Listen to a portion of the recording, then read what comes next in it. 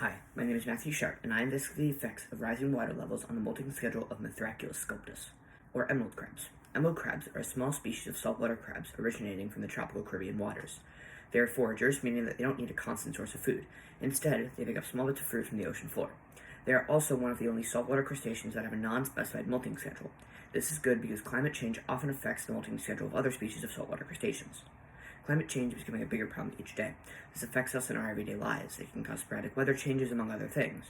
However, one of the major places that climate change affects is the oceans, specifically increasing the severity of rising and falling tides.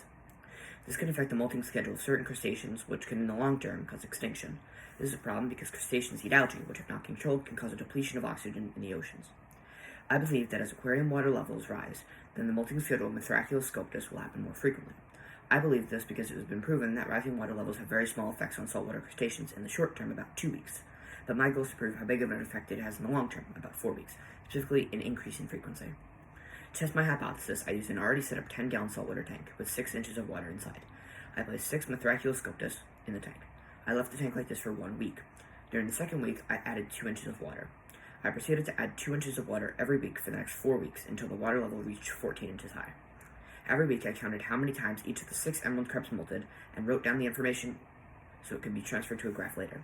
My experiment provided me with interesting results. During the first week, none of the emerald crabs molted. During the second week, 3 of the 6 emerald crabs molted, and 1 other emerald crab began the molting process. This was also the first time I fed the crabs. I fed them 3 algae wafers. During the third week, every crab had molted once, and 2 of the 6 crabs molted twice, and 1 other began the molting process. During the fourth and final week of the experiment, 3 of the 6 crabs molted twice, 2 of the 6 crabs molted 4 times, and 1 of the 6 crabs molted 3 times. This was also the last time I fed the crabs. I fed them 3 algae wafers. Along with these results, there were many restrictions regarding the results and procedure of my experiment. The biggest restriction in my experiment was time. The sporadic molting schedule of the crabs made it hard to tell when the experiment could be concluded to give the best results. Also, I do not feel that I had a large enough sample size. I think if the sample size was bigger, I might have been able to notice a pattern in the molting.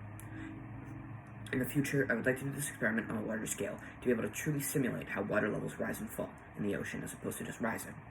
I would also like to work with a different organism that has a set molting schedule, such as Stenopus hispidus, banded coral shrimp.